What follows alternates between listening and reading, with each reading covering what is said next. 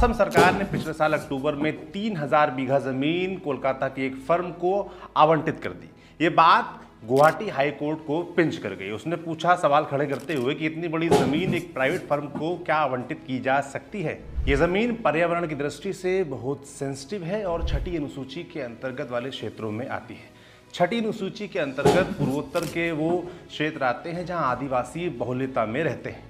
इन इलाकों में जल, जंगल, जमीन पर फैसले लेने का अधिकार संविधान ने स्थानीय आदिवासियों को दिया है। ऐसे में ये सवाल उठता है कि आखिर इस छठी अनुसूची के दिए गए अधिकार को ताक पर रखकर असम सरकार ने जमीन आवंटित कैसे कर दी। कोर्ट ने भी यही पूछा है। यही बात हमको भी पिंच करती है, स्थानीय आदिवासियों को भी कर रही होगी। उन स्थानीय आदिवासियों को जो जब प्रदर्शन करते हैं तो तमाम एलिट क्लास के लोगों को लगता है कि वो डिस्टर्बेंस क्रिएट कर रहे हैं, मगर वो अपने अधिकारों के लिए लड़ रहे होते हैं। पटना के सड़कों पर छात्र पीटे गए हैं, उन पर लाठीचार्ज हुआ है क्योंकि वो प्रदर्शन कर रहे हैं। और ऐसा प्रदर्शन इसलिए हो रहा है क्योंकि नीतीश कुमार का एक फैसला उन्हें पिंच कर रहा है। फैसला ये है कि शिक्षकों की भर्ती का नोटिफिकेशन जो है वो सितंबर में आ सकता है। 1,10,000 पदों पर भर्ती होनी है, लेकिन उसके लिए ज़रूरी होता है STET परीक्षा को पास करना, यानी पात्रता को पास करना, जो परीक्षा 2026 में होनी है। ऐसे में छात्रों को डर ये लग रहा है कि अगर भर्ती परीक्षा पहले होती है और STET बाद में होता है तो हजारों छात्र, लाखों की संख्या में छात्र उस भर्ती परीक्षा में बैठ ही नहीं पाएंगे, क्योंकि आखिरी बार STET की परीक्षा 2024 में हुई थी और इस दौरान जो 1.5 साल का टाइम पीरियड है इसमें कई सारे नए छात्र जुड़े हैं। तो उनकी मांग है, वो चाहते हैं कि STET की परीक्षा भर्ती परीक्षा से पहले कराई जाए ताकि वो भी भर्ती के लायक हो सके। इसके लिए वो प्रदर्शन कर रहे हैं, सरकार से मांग कर रहे हैं। वो चाहते हैं कि सरकार उन्हें लिखित में आश्वासन दे, क्योंकि वो चाहते हैं कि जिंदगी के इस डगर में एक बड़ा मुकाम उनसे छूटे नहीं। लाखों की संख्या में छात्र हैं। ऐसे में सरकार को ये बात सुननी चाहिए गंभीरता से। ये सवाल पिंच कर रहा है और करना भी चाहिए।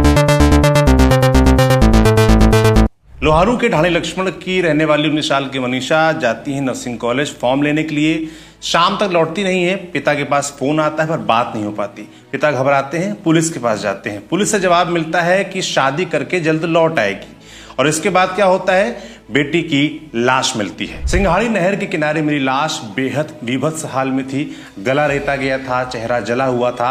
पिता ने बेटी की लाश की शिनाख्त उसके जूते और कपड़े देखकर की। मनीषा के पिता मजदूर हैं। बेहद साधारण परिवार की मनीषा प्ले स्कूल में पढ़ाती थी ताकि आगे की फीस जुटाई जा सके। पढ़ने में बेहद मेधावी थी। अब परिवार का आरोप है कि पुलिस इस पूरे मामले में लीपापोती कर रही है।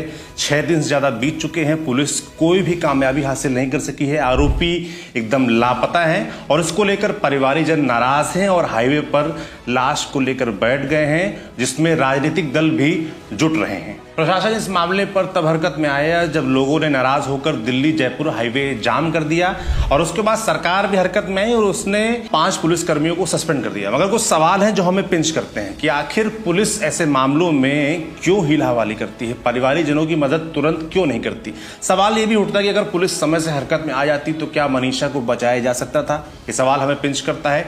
आपको भी करना चाहिए और सरकार को भी करना चाहिए।